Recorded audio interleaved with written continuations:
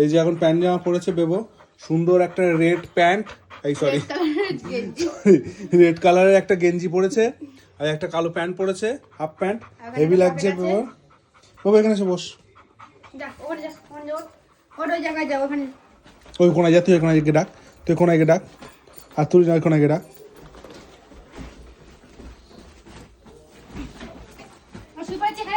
ওই দেখ দেখছি হাত দেখো।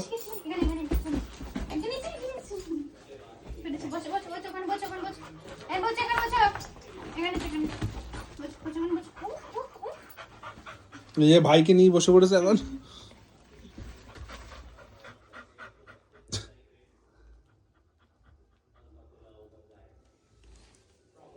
আচ্ছা হ্যাঁ,